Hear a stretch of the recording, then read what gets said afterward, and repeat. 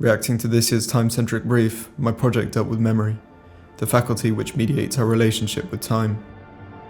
The number of patients with dementia is projected to grow from 55 to 139 million by 2050, representing a problem demanding immediate action.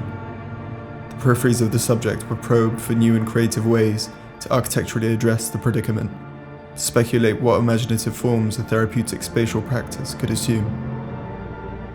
Drawing from Bergsonian theories of time and memory, my thesis speculated how AI technologies could disrupt the relationship between memory and space among authors and occupants alike. In doing so, the paper speculated what manner of scenarios such disruptions might represent, this proposal being one of them. Ultimately described by an audiovisual output, the proposal explores the intersection of music, dementia, and architecture, to imagine a scenario wherein therapeutic virtual spatial practices can alleviate the effects of dementia. The unit was challenged to design for an imagined future 50 years from today. What better playground for speculation than the British capital? Woven beneath the heaving mass of brick and mortar, the tube's web of rattling tracks animates the metropolis. Numerous stations, however, have been abandoned. These represent an ideal target for redevelopment, fading fragments of a city ripe for the remembering. Only a stone's throw from King's Cross, the nostalgic nucleus of British Rail. The project occupies the long-defunct York Road Tube Station, one of the most functionally complete abandoned stations. Sensory gardens, a common dementia therapy, are closed-loop green spaces designed to stimulate the senses to the end of pacifying and encouraging the unwell brain. Could architecture furnish the same effects? Equally, a cottage industry makes a treatment modality of patient-specific musical playlists able to evoke otherwise inaccessible memories. Might space harbour the same remedial potential? Inspired by Igualada Zemetri's symbolic procession, the program combines the premises of these interventions with Le Corbusier's Promenade Architecturale to imagine an architectural equivalent wherein a step-free promenade traverses effectively varied spatial conditions, each of its movements recalling chapters of a fictional protagonist's life to the end of re-innovating memories lost.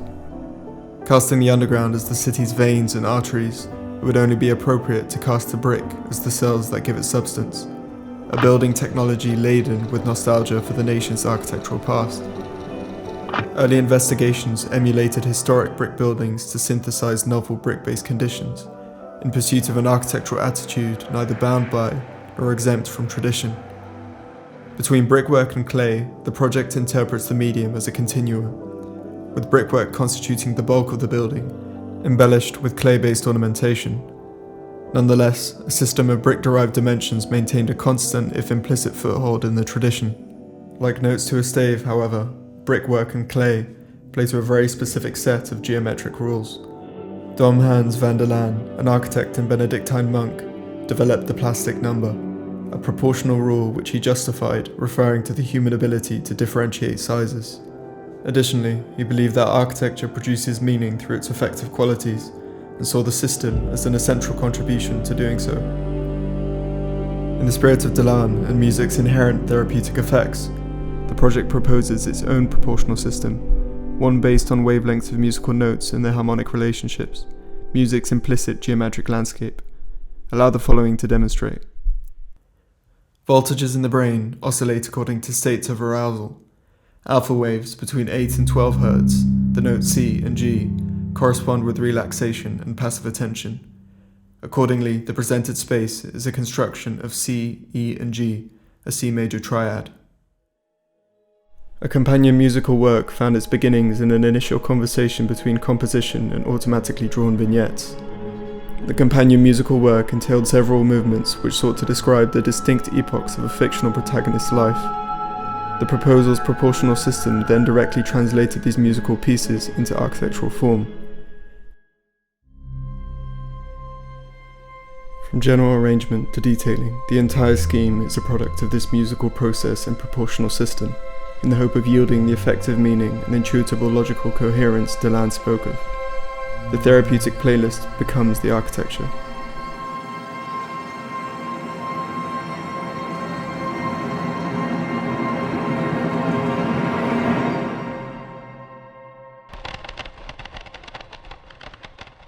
The caretakers everywhere at the end of time uses degrading loops of ballroom music to portray the progression of Alzheimer's disease. Caregivers praise the album for increasing empathy for patients. The final film strives for the same objective. An underground journey to a reimagined York Road tube station and its nostalgic frontispiece prefaces The Promenade. The depicted allegorical journey follows the protagonist through the proposal's various greenery, brick and clay-based spatial conditions. A virtual procession through a patient-specific architectural curation, coordinated by the Tartarus Project, a fictional organization offering therapeutic architectural services. The film portrays not the life itself, but its architecturally mediated comprehensive recollection, before distorting to describe their forgetting, dementia and its object.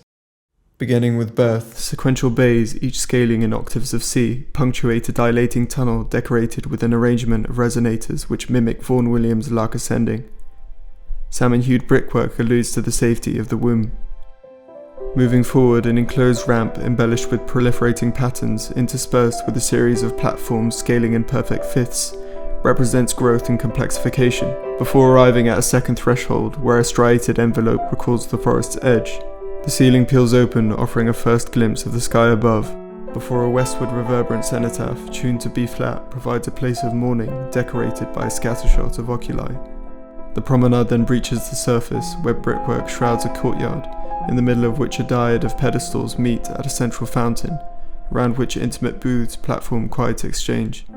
The promenade then bifurcates, one end curling in on itself and the other gesturing eastward, to a piano chamber which stages musical expression and private reflection, decorated with sinews of clay which mediate between C and B-flat, a subtonic interval. The promenade then climbs to its apogee, where a clockwork-flavoured canopy of elevated growers shelters sweeping views of the city, before returning to ground level, where the promenade expands into its largest interval, a street-connected sandbox garden, complete with an Eladio d'Este-flavoured rippled envelope, whose decorative terminus pursues cathedralic qualities.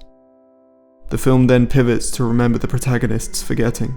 The music, film, and architecture distort to recontextualize the preceding journey and convey this psychical deterioration.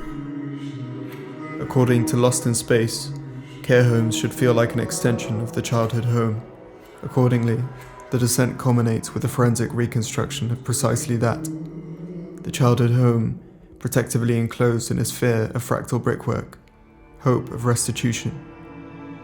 Here, allegory transitions to reality, revealing the promenade as a virtual, architecturally mediated recovery of identity. An interdisciplinary approach dictated the scheme's development, combining hand drawing, digital modeling, rendering, and the time-based mediums of filmmaking and musical composition. Production involved a meticulously coordinated interdisciplinary filmmaking practice. Among other technicalities, matching camera position, focal length, lighting conditions, and blocking, a measured cinematographic process combined with effortful compositing, seamlessly married live-action footage with digital animation. As for the design-informing original score, recordings of multi-instrumental performances were edited and arranged into bespoke musical themes for each of the project's chapters.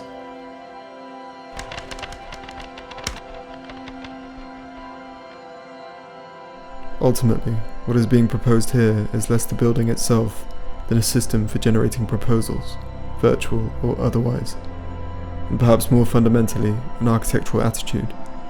In this atmosphere of uncertainty, where emerging technologies demand a re-evaluation of what roles we as designers play and what ends we chase, this project is my hat in the ring. It is an appeal to what I believe the profession can and perhaps should represent. At the most fundamental level, the project stands in service of human connection. It is a bridge between two people. That is it, and that is all it needs to be. Make of that what you will.